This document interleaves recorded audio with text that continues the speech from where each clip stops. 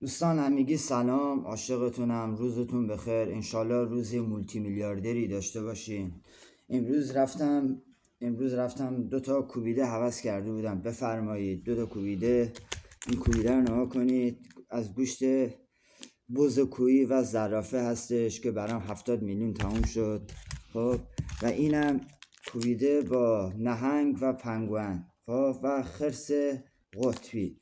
عاشق اینم 70 میلیون که 140 میلیون واسم هزینه شد. خب بعدم میخواستم بگم که کریستیانو، میدونم این کلیپ رو میبینی، خرج کن. میچی میگم کریستیانو الان این غذایی که من 2 کوبیده رو گرفتم با حیوانات گوناگون، اینا تست شدن، آزمایش شدن. خب میچی میگم چه هر غذایی نمیخورن. بفرمایید برای خودت خرج کن کریستیانو، مثل من پول هزینه نکن. آخرش جونیور و با جورجینیت رو دور میزنن ها. مثل من ولخرج باش.